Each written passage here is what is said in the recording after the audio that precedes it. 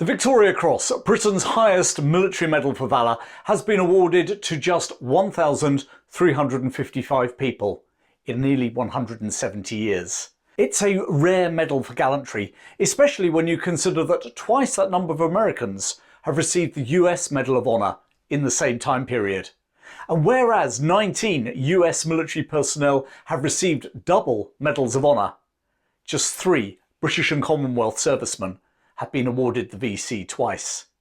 And this is the story of the very first of those 3 special men to have achieved that honour. Arthur Martin-Leake, a medical officer who was awarded the Victoria Cross in 2 separate wars, over 10 years apart. Arthur Martin-Leake was born in the village of Standon, just north of Ware in the county of Hertfordshire, in 1874. Educated at the prestigious Westminster School, he went on to study medicine at University College London. Graduating in 1893, he returned to his native Hertfordshire to practice as a doctor, and was employed at the district hospital in Hemel Hempstead. But the sound of gunfire was to change his career and find him a place in the history books.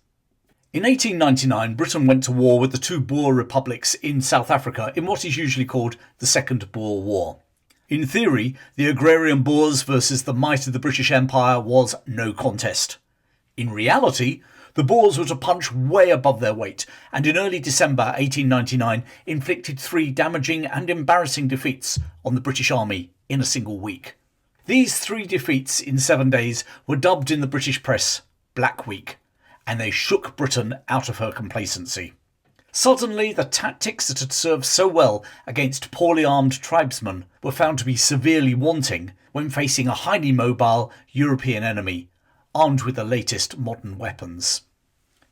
By contrast to the fast-moving Boers with their accurate firepower, the British were relying on slow-moving infantry and traditional cavalry units. The latter's reliance on sabres and lances meant that the Boers could hit them at long range and then get clear long before the British cavalry closed for a charge. The British needed a new approach. Just 7 days after Black Week, a royal warrant was issued establishing a new fighting force to proceed to South Africa, the Imperial Yeomanry. Yeomanry were already an established part of the British military reserve since the Napoleonic Wars. Back then, they had been established as local cavalry units that would assist in the event of an invasion or during periods of civil unrest. It was, for instance, the Yeomanry who had charged at the Peterloo massacre in Manchester in 1819. They were, however, very much a defensive internal organisation that rarely left the shores of Britain, and moreover, they were very much modelled on the traditional cavalry tactics that we've just discussed. The Imperial Yeomanry were different. They were to operate more like mounted infantry rather than cavalry. Whilst the traditional yeomanry provided some members of this new contingent, over half were volunteers with little or no military experience. And one of those volunteers was 25-year-old Dr. Arthur Martin-Leake. Applying for and being granted a leave of absence from the hospital, he joined the 42nd Hertfordshire Company of the Imperial Yeomanry, which was mustering at Watford. By the end of March 1900, the 42nd Company had landed at Cape Town, South Africa, and moved north to join the fighting. Attached to Hector MacDonald's column, they participated in the operations in the Brandwater Basin, which resulted in the surrender of over 4,000 Boer fighters. However, the big prizes, the Boer General Christian de Wet, along with the President of the Orange Free State, managed to evade capture.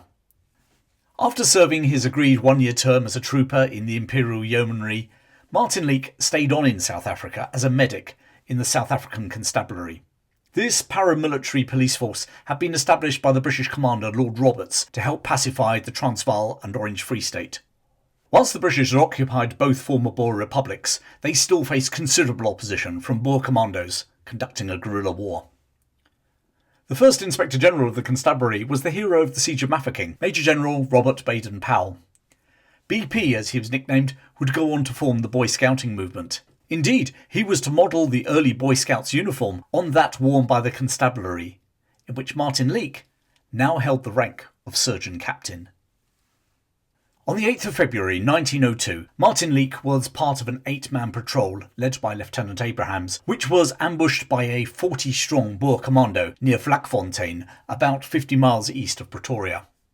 Having already rescued one injured man, Martin-Leake then ran to help the injured officer, Lieutenant Abrahams. Less than 100 yards from 40 Boer marksmen, he presented a perfect target and was hit 3 times as he went to the lieutenant's assistance. Despite his injuries, he continued to help the wounded, and he had his work cut out as all 8 of the party had been hit. Even when he eventually collapsed, he refused water until the rest of the party had drunk first. Eventually, after several hours being pinned down in the sun, a relief column arrived. It was too late for Lieutenant Abrahams, who died of his wounds. Martin-Leake, however, survived, and for his actions, he was recommended for the Victoria Cross. This recommendation did not meet with universal approval. Both Lord Roberts and his successor, General Kitchener, argued that as a medic, he was merely doing his duty, and that the Distinguished Service Order, the DSO, a pretty significant medal, but lower than the VC, was more in keeping for his actions. Nevertheless, he was presented with Britain's highest medal for valour by King Edward VII at Buckingham Palace on the 2nd of June that year. The Boer War had ended just 2 days beforehand. Whilst convalescing, Arthur Martin-Leake became a Fellow of the Royal College of Surgeons. However, the hospital in Hertfordshire had not kept his job open whilst he was off with the South African Constabulary, so he was forced to seek pastures new. And those pastures new were actually a long way from the rolling countryside of Hertfordshire with its flint-covered churches and cottages. Instead, he travelled to India, where he became the Chief Medical Officer of the Bengal-Nagpur Railway, based out of Calcutta, now called Kolkata. By 1912 he was getting bored of this role and once more requested leave of absence from his employer to visit a war zone. This time it had nothing to do with the British Empire. He headed off to the Balkans. Here he accompanied the Montenegrin army as a medical non-combatant as they joined with the other nearby states to fight the Ottoman Turks in the First Balkan War. Here he put his medical expertise to good use during the siege of Scutari in modern-day Albania and was awarded the Order of the Montenegrin Red Cross. He hadn't long arrived back in Calcutta when the First World War broke out. Aged 40, he was concerned that he might be refused the opportunity to once more serve his country. In his experience, the military authorities close to combat zones tended to be less by the book than those far away from the action, and therefore, rather than applying at an army recruiting station in either India or England, he decided to go directly to France. Boarding the SS Caledonia, his departure from India was actually delayed for 24 hours due to fears that the German raider, the Emden, was nearby. I've made a video about the hunt for the Emden. It's a fascinating and little-known story, and I'll post a link in the description below. Satisfied that the coast metaphorically was clear, the captain finally put to sea. Dr. Arthur Martin-Leake made his way from India through the Suez Canal to Malta, and there he boarded another passenger ship bound for Marseille. By the way, the Caledonia would be commandeered as a troop ship and would be sunk by a German torpedo in the Mediterranean in 1916. Finally arriving in the French capital, he sought out the British consulate in Paris, where he enlisted. Joining the Royal Army Medical Corps with the rank of lieutenant, he was posted to the 5th Field Ambulance.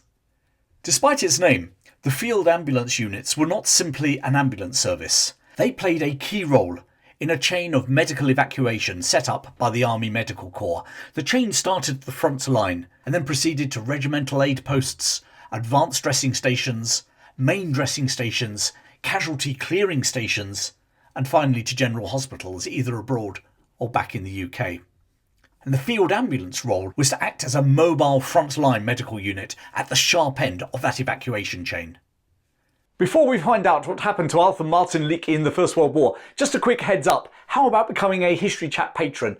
Details are at the end of this video and in the description below. Now, back to France 1914. Many people forget or never even realise that the opening phase of the First World War on the Western Front was pretty fast moving and fluid. The initial offensive by the Germans through Belgium had been temporarily stopped by the British at Mons, but outnumbered, the British Expeditionary Force had fallen back. Further along the line, the Germans had been stopped from seizing Paris at the Battle of the Marne, and the front started to stabilise into the static trench warfare that became the symbol of the Western Front. There did, however, remain one gap where both sides thought that they could push through, a narrow part of the front in Belgium, near the town of Ypres. It was here in mid-October 1914 that the BEF concentrated along a 35-mile line. The ensuing First Battle of Ypres would result in a stalemate which cost over 50,000 British casualties, along with a similar, if not larger, number of French, 20,000 Belgians, and well over 100,000 Germans. So, there was plenty of work for the field ambulance. On the 29th of October, Lieutenant Arthur Martin-Leake and the 5th Field Ambulance arrived near the village of Zonnebeck, about 4 miles northeast of Ypres. For the next 10 days, the 40-year-old doctor worked tirelessly, rescuing and treating the wounded. Rather like other medics who were decorated for gallantry in this war, Martin-Leake ventured out time and again under heavy fire to rescue the British wounded lying perilously close to the German lines. Despite his dressing station being heavily shelled on 3 occasions, he continued to carry out his mission to care for the wounded, inspiring confidence in both his medical team and those he was treating. After that 10-day period, his commanding officer recommended him for another Victoria Cross, writing that it was not possible to quote any one specific act performed, because his gallant conduct was continual throughout those 10 days. Arthur Martin-Leake was the first person to ever be awarded the Victoria Cross twice, and since then, only 2 other men have received that honour. And amazingly, one of them would intertwine with Martin-Leake, as you're about to find out. By April 1917, he'd risen to the rank of Lieutenant Colonel and was given command of the 46th Field Ambulance, serving on the Western Front. In July of that year, he returned to the area where he'd earned his 2nd VC, Ypres. The 3rd Battle of Ypres is more often known as the Battle of Passchendaele. And it was here that we have an incredible moment in history. The battle began on the 31st of July, 1917. Medical teams were venturing out into no man's land to rescue the wounded, with no care for their own safety. One such medic was Captain Noel Chavasse, also of the Royal Army Medical Corps, but attached to the Liverpool Scottish. By this stage of the war, Chavasse had already been awarded the VC for bravery at the Battle of the Somme. In fact, I've recently made a video all about his incredible story, and I'll post a link at the end of this video and also one in the description below. Now, whilst he was carrying out his duties at Passchendaele, Chavasse was hit by shrapnel, but refused to retire for treatment. Instead, he continued to both rescue men and tend the wounded in a forward dressing station, somewhat bizarrely aided by a captured German medic. In the early hours of the 2nd of August, his station took a direct hit from a German shell. Despite being severely wounded, Chavasse, who'd run for Britain in the 1908 Olympics, I told you he had an interesting story, he crawled a quarter of a mile to fetch help for his injured men. For that, and the actions over the previous days, he was, like Arthur Martin-Leake, to be awarded a bar to his Victoria Cross. Indeed, of the 3 men to have been awarded bars to their VCs, 2 were medics. Having fetched help for his men, Chavasse collapsed and was finally taken for treatment. A medical officer wrote in his diary, "An ambulance came up tonight, and in it was Captain Noel Chavasse VC, the Royal Army Medical Corps of the King's Liverpool Battalion. His face was unrecognisable, all blackened from a shell burst very near, and he seemed to be unconscious. As he had abdominal wounds, besides, I did not take him out of the ambulance, which was sent on directly to 32 Casualty Clearing Station, where he'll probably die." Chavasse did indeed die of his wounds 2 days later. The man that wrote that passage in his diary? Lieutenant Colonel Arthur Martin-Leake, VC and Bar. What are the chances of that? Only 3 men have ever been awarded the Victoria Cross twice, and here we have one of them tending the other. Unlike Noel Chavasse, Arthur Martin-Leake survived the war. On demob, he once more headed to India, where he rejoined the Bengal-Nagpur Railway and developed an interest in flying, purchasing a gypsy moth. In March 1930, aged 55, he married Winifred Carroll. Unfortunately, the marriage only lasted 2 years, as sadly Winifred committed suicide. Martin-Leake continued to work in India until his retirement in 1937. He headed back to his native Hertfordshire. Now in his late 60s, he served at an ARP, Air Raid Precaution Post, during the Second World War.